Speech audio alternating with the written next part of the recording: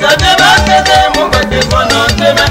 Ça débat c'est mon bête pour nos demain au final voilà. Alors les miadis, mon bête pour nos demain. Le baye quoi maintenant, mon bête pour nos demain. Et je passe à l'air, boy boss à bord, bête pour nos demain au final voilà.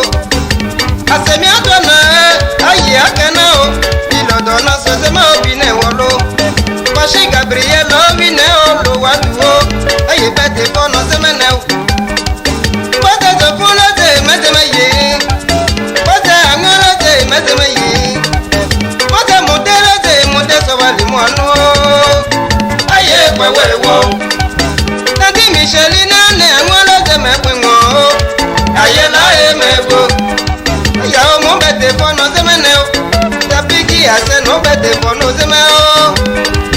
Aïe qui mon protégé, mais la pompe c'est un beau. Bête pour nos émeneaux, bine wolo. Tangi proti de mi aïe la main comme ça. Ane bête pour nos émeneaux, bine wolo. Kama on nous tale au me bichonne cellulaire. Kama pas qui mande. Mais pas bouger la game. Aïe au me bese que me bico.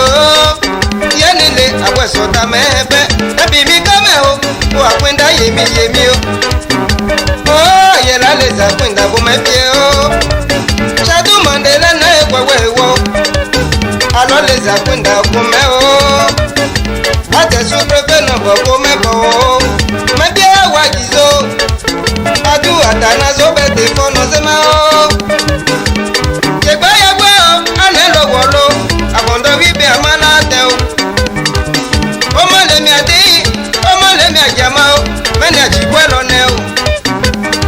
Tumo biyi me fesi aneo, onu le souveni. Abondo bibi arela mi. Yabo logro wo benjingo se o. Asi prote benjingo se o. Awa lezando nombo ko mebo. Wayi moko arbe nombo ko mebo. Yabo wa polina o montezolo mezengo. Mebie abe kotie. Boni de gole mi adaguo bi enu me bi ne se mezevo aya o mezengo mi alo mangi Georgette lo mezengo akunsiri lo mezengo akapu jaru so lo mi adaguo invete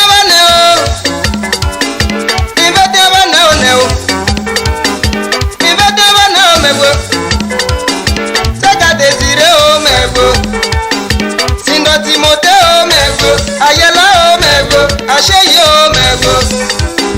Mon be cellulaire zemeneo. Mon ni lodo na so zeme obine wolo.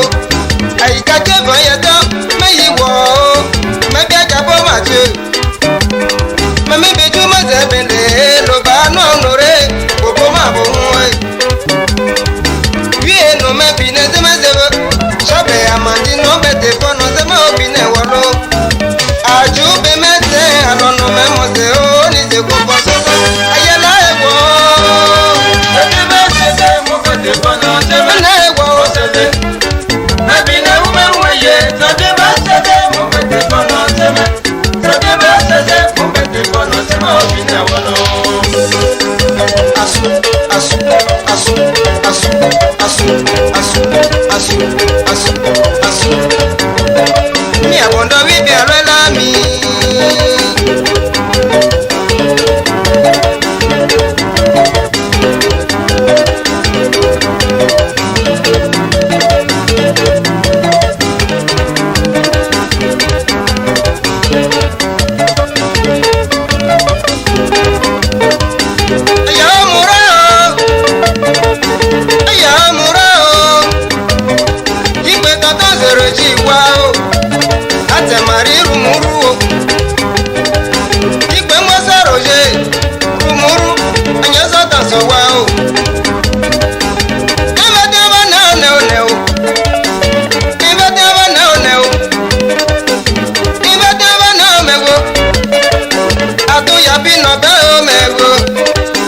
Aye ni vakina emego, ayela emego, ashe yo.